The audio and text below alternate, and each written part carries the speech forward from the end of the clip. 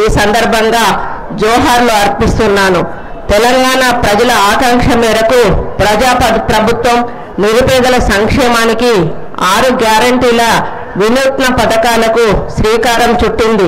దీనిలో భాగంగా ఇందిరమ్మ ఇండ్లు, రైతు భరోసా, రేషన్ కార్డులు, ఇందిరమ్మ ఆత్మీయ భరోసా, గృహజ్యోతి, రాజీవ్ ఆరోగ్యశ్రీ మొదలైన సంక్షేమ పథకాల ఫలాలను క్షేత్రస్థాయిలో అర్హులైన పేదలను గుర్తించి అందించేందుకు కృషి చేస్తున్నామని తెలియజేస్తున్నాను. జిల్లా సర్వతోముఖాభివృద్ధికి రాష్ట్ర ప్రభుత్వం చేపడుతున్న అభివృద్ధి సంక్షేమ కార్యక్రమాల ప్రగతిని ఈ సందర్భంగా సవినయంగా మీ ముందు ఉంచుతున్నాను. వ్యవసాయ శాఖ ప్రజాప్రభుత్వం ఏర్పడిన తర్వాత రాష్ట్ర వ్యవసాయ చరిత్రను తిరగరాసి అన్నదాతల సంక్షేమానికి ₹1,00,000 1,13 కోట్ల రూపాయలను ఖర్చు చేయడం జరిగింది. తెలంగాణ ప్రభుత్వం వ్యవసాయ రంగానికి అధిక ప్రాధాన్యతనిస్తూ రైతుల సంక్షేమానికి పెద్దపీట వేస్తూ రైతు భరోసా, రైతు బీమా, రైతు రుణమాఫీ పథకాలను అందిస్తుంది. రైతు రుణమాఫీ పథకం కింద గత ఏడాది ఇదే ఆగస్టు 15న రైతు రుణమాఫీకి శ్రీకారం చుట్టడం జరిగింది. రాష్ట్రంలోని 25.35 లక్షల మంది రైతులకు 20,616 కోట్ల రుణమాఫీ చేసి ఈ దేశంలో ఏ రాష్ట్ర ప్రభుత్వం రాయని కొత్త చరిత్ర ఈ ప్రభుత్వం రాయడం జరిగింది. తెలంగాణ రైతును రుణ విముక్తి చేసి దేశంలో అత్యధిక పంట పండించే దిశగా ప్రోత్సహించడం కూడా జరిగింది.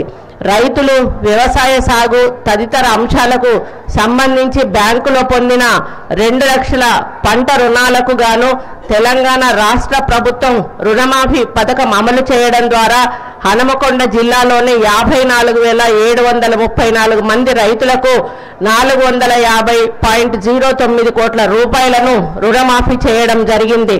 ఇందిరమ్మ రైతు భరోసా ఈ పథకం కింద రైతు భరోసా పథకం కింద రైతులకు సంవత్సరానికి ఒక్కో ఎకరానికి 12,000 రూపాయలు పంట పెట్టుబడి సాయంగా అందిస్తున్నాము. పరిమితులు లేకుండా ప్రతి రైతుకు కూడా ఈ పథకం కింద సహాయం చేయడం జరిగింది. జూన్ 16న ప్రారంభించి కేవలం 9 రోజుల్లో 9,000 కోట్ల రూపాయలు రైతుల ఖాతాల్లో వేయడం జరిగింది. రాష్ట్రంలోని 70,11,184 మంది రైతులకు ఈ సాయం అందడం జరిగింది. కొత్తగా దరఖాస్తు చేసుకున్న 1.2 లక్షల మంది రైతులకు కూడా పెట్టుబడి సాయం అందించడం జరిగింది. జిల్లాలో ఈ వానాకాలం 2025 నందు 1,44,192 మంది రైతులకు మొదటి విడత 6,000 రూపాయల చొప్పున 152 కోట్ల 76 లక్షల రూపాయలు రైతుల ఖాతాలో జమ చేయడం జరిగింది. రైతు బీమా ఇంటికి పెద్ద దిక్కు అయిన రైతు అకాల మరణం చెందినప్పుడు వారి కుటుంబాన్ని ఆదుకునే దిశగా మరణించిన రైతు కుటుంబానికి బ్యాంకు ఖాతాలో 5 లక్షలు జమ చేయడం జరుగుతుంది. జిల్లాలో ఈ పథకం కింద 24-25 పాలసీ సంవత్సరానికి 333 మంది రైతు కుటుంబాలకు ఒక్కొక్కరికి 5 లక్షల చొప్పున 16 కోట్ల 65 లక్షల రూపాయలు వారి ఖాతాలో జమ చేయడం జరిగింది. రైతులతో నూతన వ్యవసాయ పద్ధతుల ద్వారా అధిక దిగుబడిని సాధించేందుకు ప్రొఫెసర్ జయశంకర్ వ్యవసాయ విశ్వవిద్యాలయ శాస్త్రవేత్తలతో సంయుక్తంగా జిల్లాలోని 55 క్లస్టర్లలో మే 5 నుండి జూన్ 13 వరకు రైతు అవగాహన సదస్సులు నిర్వహించడం జరిగింది.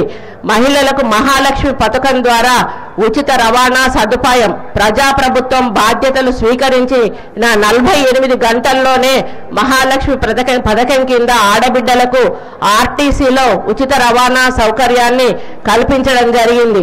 ఈ పథకం కింద ఆడబిడ్డలకు 6,790 కోట్లు ఆదాయం ఇప్పటికే వచ్చింది. ఇటీవలే 200 కోట్ల మైలురాయిని దాటినాయి. మా విజయాలలో ఈ మైలురాయి ఒకటిగా చెప్పుకోవడం జరుగుతూ ఉందంటే 200 కోట్ల మంది మహిళలు ఈ యొక్క ప్రయాణాన్ని ఉపయోగించుకున్నారు అని చెప్పడానికి నేను గర్వపడతా ఉన్నాను. రాష్ట్రంలో ఆడబిడ్డల సంక్షేమం అభివృద్ధి కోసం మా ప్రభుత్వం మొత్తంగా 46,689 కోట్లు సమకూర్చింది. జిల్లాలో ఇప్పటి వరకు 9,12,00,000 మంది మహిళా ప్రయాణికులు ఉచిత రవాణా సౌకర్యాన్ని వినియోగించుకోగా దీని ద్వారా 372.99 కోట్ల రూపాయల లబ్ధి పొందడం జరిగింది. మహాలక్ష్మి పథకంలో భాగంగా మరి 500కే గ్యాస్ సిలిండర్, మహాలక్ష్మి మరి పథకంలో భాగంగా రేషన్ కార్డుదారులకు 500కి ఎల్పిజి గ్యాస్ సిలిండర్ని అందించడం జరుగుతుంది. నేటి వరకు 1,14,411 మంది లబ్ధిదారులకు 13,26,00,000 రూపాయలను సబ్సిడీ కింద ఖర్చు చేయడం జరిగింది. మరి దీపం పథకం ద్వారా 48,965 గ్యాస్ కనెక్షన్లను, ఉజ్వల పథకం ద్వారా 16,286 గ్యాస్ కనెక్షన్లను, మొత్తం 65,251 గ్యాస్ కనెక్షన్లను మంజూరీ ద్వారా దారిద్ర్య రేఖకు దిగువ ఉన్న కుటుంబాలు మరి లబ్ధి పొందుతున్నాయి. వైద్య ఆరోగ్య శాఖ 27 ఎకరాల విస్తీర్ణంలో 2,700 కోట్ల రూపాయల వ్యయంతో నయా ఉస్మానియా ఆసుపత్రి భవన సముదాయాన్ని నిర్మిస్తున్నాం. రాష్ట్రంలో అనేక చోట్ల వైద్య విద్యా కళాశాలలు నిర్మిస్తున్నాం. ప్రజాప్రభుత్వం ఏర్పడిన తర్వాత వైద్య ఆరోగ్య రంగంపై 16,521 కోట్ల రూపాయలు వ్యయం చేశాం. జిల్లాలో 17 ప్రాథమిక ఆరోగ్య కేంద్రాలు, 7 పట్టణ ఆరోగ్య కేంద్రాలు, 3 బస్తీ దవాఖానాలు, 1 పట్టణ కుటుంబ సంక్షేమ కేంద్రం, 2 కమ్యూనిటీ హెల్త్ సెంటర్లు, 3 టీచింగ్ ఆసుపత్రుల ద్వారా ఆరోగ్య సేవలు అందించడం జరుగుతుంది. అత్యవసర సేవల కోసం 108 అంబులెన్సులు, 7 అమ్మఒడి వాహనాలు మరియు 5 ఆర్బీఎస్కే వాహనాల ద్వారా సేవలు అందించడం జరుగుతుంది. టీబీ ముక్త్ భారత్ అభియాన్ కింద డిసెంబర్ 2025 నాటికి టీబీని అంతం చేద్దామనే లక్ష్యంతో 8 హై రిస్క్ గ్రూపులకు చెందిన వారిని ప్రత్యేకంగా స్క్రీనింగ్ నిర్వహించి వైద్య పరీక్షలు నిర్వహించడం జరుగుతుంది.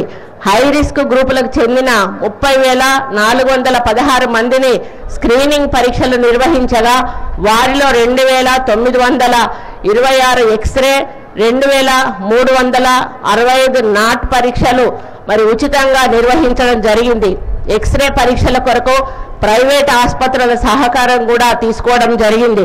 2025 జనవరి నుండి జూలై 25 వరకు 942 కేసులను గుర్తించి చికిత్స కూడా అందించడం జరిగింది. వీరికి చికిత్సలు పూర్తయ్యేంత వరకు నెలకు 1,000 రూపాయలు నిక్షయ పోషణ ద్వారా వారి ఖాతాలో నగదు జమ చేయడం జరుగుతుంది. దాతల సహకారం 263 మందికి పోషక ఆహార కిట్లు అందించడం జరిగింది. పరకాలలో 35 కోట్ల అంచనాతో 100 పడకల ఆసుపత్రి నిర్మాణంలో ఉంది.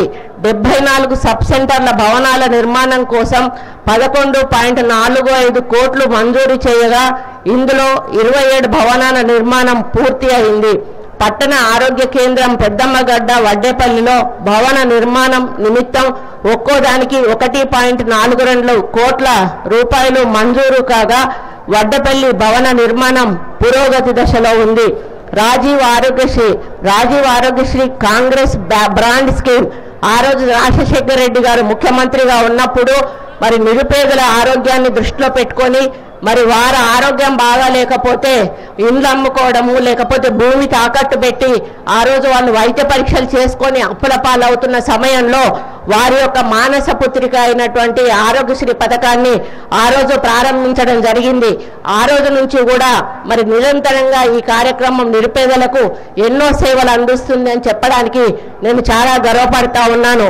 మరి గత ప్రభుత్వంలో ఈ పథకం కొంత నీరుగారిన విషయం మనందరికీ కూడా తెలుసు. కాబట్టి మసకబారిన ఈ పథకానికి పూర్వ వైభవం తీసుకురావడం జరిగింది. పథకాన్ని మరింత పగడ్బందీగా అమలు చేయడంలో పాటు ఈ పథకం కింద పేదలకు కార్పొరేట్ స్థాయి వైద్యాన్ని అందించాలన్న లక్ష్యంతో రాజీవ్ ఆరోగ్యశ్రీ వైద్య పరిమితిని 5 లక్షల రూపాయల నుండి 10 లక్షల రూపాయల వరకు పెంచి అమలు చేయడం జరుగుతూ ఉంది. ఈ పథకం కింద జిల్లాలో ఏప్రిల్ 2024 నుండి ఇప్పటి వరకు 54 కోట్ల 19 లక్షల రూపాయల ఖర్చుతో 21,146 మందికి పేదలకు వైద్య చికిత్స మరి అందించడం జరిగింది. మరి విద్యాశాఖ జిల్లాలో 878 పాఠశాలల్లో 1,35,575 మంది విద్యార్థులు విద్యను అభ్యసిస్తా ఉన్నారు. ఈ విద్యా సంవత్సరం బడిబాట కార్యక్రమంలో 5,511 మంది విద్యార్థులు ప్రవేశం పొందడం జరిగింది. 2024-25 విద్యా సంవత్సరంలో 10వ తరగతి ఫలితాల్లో 96.13% ఉత్తీర్ణత సాధించడం మరి ఇది గర్వంగా చెప్పుకోవాల్సిన విషయం. ప్రభుత్వ పాఠశాలలను సమగ్రంగా తీర్చిదిద్దేందుకు తెలంగాణ రాష్ట్ర ప్రభుత్వం కట్టుబడి ఉంది. 25-26 విద్యా సంవత్సరానికి గాను 2,60,000 పాఠ్య పుస్తకాలు, 2,47,000 నోటు పుస్తకాలు, 62,342 మంది విద్యార్థులకు ఏకరూప దుస్తులను అందించడం జరిగింది. మరి గత ప్రభుత్వంలో దాదాపు నెల 2 నెలలైనా కూడా పిల్లలకు పుస్తకాలు ఇచ్చేవాళ్ళు కాదు, డ్రెస్సులు ఇచ్చేవాళ్ళు కాదు. కానీ తెలంగాణ మరి ప్రజాప్రభుత్వం ఏర్పడిన తర్వాత మన రేవంత్ రెడ్డి గారి ముఖ్యమంత్రి నాయకత్వంలో స్కూలు మొదలైన మొదటి రోజే వాళ్లకు డ్రెస్సులు అదేవిధంగా పుస్తకాలు అందించి వాళ్ళను మరి ప్రోత్సహించడం జరిగింది అని కూడా చెప్పడం జరుగుతూ ఉంది. మరి జిల్లాలో వరంగల్ పశ్చిమ మరియు పరకాల నియోజకవర్గాలకు ఒక్కొక్కటి చొప్పున 2 ఇండియా ఇంటిగ్రేటెడ్ రెసిడెన్షియల్ పాఠశాలలు మంజూరు అయ్యాయి. జిల్లాలోని SC, ST, BC, minority residential పాఠశాలల్లో కామన్ డైట్ మెను అమలు చేయడం జరుగుతూ ఉంది. మరి జిల్లాలోని అన్ని పాఠశాలల్లోని వంటశాలలకు ఎల్పిజి కనెక్షన్లు అందించడం జరిగింది. ఈ మెను విషయంలో కూడా మరి కాస్మెటిక్ ఛార్జెస్ పెంచడం జరిగింది 40%, అదేవిధంగా 200% కాస్మెటిక్ ఛార్జెస్, 40% మెను ఛార్జెస్ కూడా మరి ఈ ప్రభుత్వం వచ్చిన తర్వాత పెంచడం జరిగింది.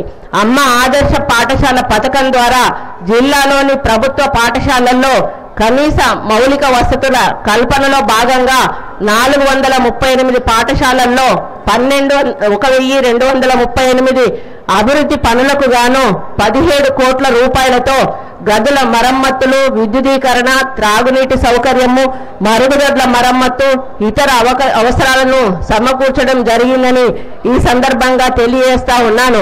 మరి గతంలో స్కూళ్ళు తెరిచినాయంటే మరి ఆ పాత స్కూల్లోకి వెళ్ళడం పిల్లలు చాలా ఇబ్బంది పడేవాళ్ళు. కానీ రేవంత్ రెడ్డి గారు ముఖ్యమంత్రి అయిన తర్వాత స్కూళ్ళు తెరిసే వరకు మరి స్కూళ్ళ మరమ్మతులన్నీ పూర్తి చేయడమే కాకుండా టాయిలెట్స్ అవన్నీ కూడా నిర్మాణం చేసి ఆ టాయిలెట్స్ మెయింటెనెన్స్ కూడా మహిళా సంఘాలకు అప్పచెప్పి అవి శుభ్రంగా ఉండే విధంగా కూడా చర్యలు తీసుకోవడం జరిగిందని మరి ఈ సందర్భంగా నేను తెలియజేస్తా ఉన్నాను.